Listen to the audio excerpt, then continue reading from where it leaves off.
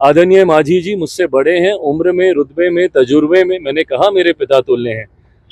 उनकी तमाम बातें मेरी सराखों पर। कोई सोचे कि उनकी कही हुई बातों से मैं रिएक्ट करके हम लोग के बीच में किसी तरीके की दरार दिखेंगी, ये कतई संभव नहीं है।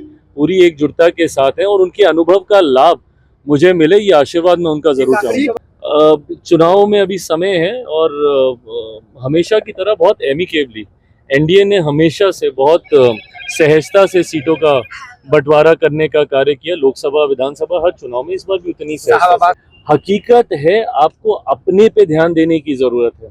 अगर इसी तरीके से ठीकरा फोड़ने का कार्य अगर आप करते रहेंगे तो कभी विपक्ष मजबूती से वापस नहीं लौट पाएगा। इन सिस्टम्स पे, इन बॉडीज पे, इन अथॉरिटीज पे आपको विश्वास रखना होगा। इंडिया देखिए, विधानसभा चुनाव जैसे जैसे नजदीक आ रही है वैसे वैसे पार्टियों की गतिविधियां भी लगातार बढ़ती जा रही है। एक और तेजस्वी यादव बिहार का भ्रमण कर रहे हैं तो दूसरी ओर एनडीए की सरकार है बिहार में, तो उसमें जीतनराम मांझी, चिराग पासवान, जदयू लगातार एक्टिव नजर आ रही है।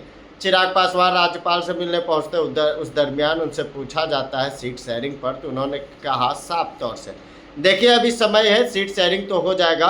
और जीतनराम मांझी के बयानों पर उन्होंने कहा वो हमारे पिता तुल्य है, उनकी बातों को रखी जाएगी। जीतनराम मांझी और सीट शेयरिंग को लेकर क्या कुछ करे चिराग पासवान, जरा सुनिए।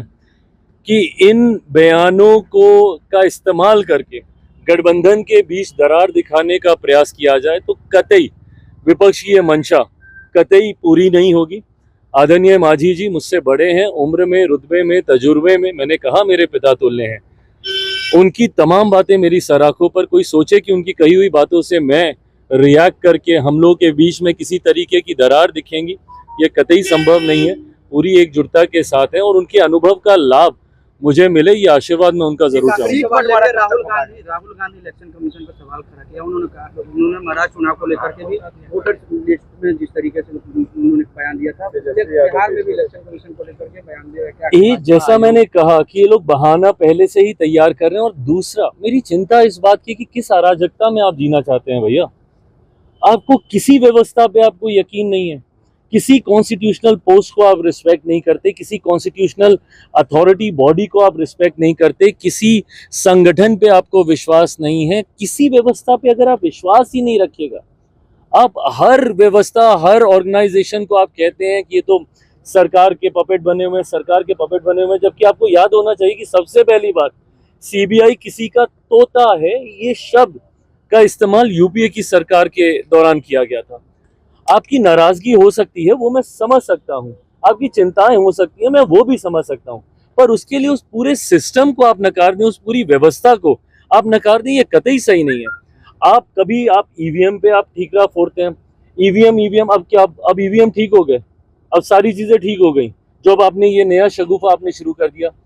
हकीकत है आपको अपने पे ध्यान देने की जरूरत है। अगर इसी तरीके से ठीकरा फोड़ने का कार्य अगर आप करते रहेंगे तो कभी विपक्ष मजबूती से वापस नहीं लौट पाएगा। इन सिस्टम्स पे, इन बॉडीज पे, इन अथॉरिटीज पे आपको विश्वास रखना होगा। इंडिया गठबंधन में सीट बंटवारा हो जाएगा भाई, समय रहते हो जाएगा। अभी समय है, चुनाव में अभी समय है और हमेशा की तरह बहुत एमिकेबली एनडीए ने हमेशा से बहुत सहजता से सीटों का बंटवारा करने का कार्य किया। लोकसभा, विधानसभा, हर चुनाव में इस बार भी उतनी सहजता से। चिराग पासवान चुनाव लड़ेंगे।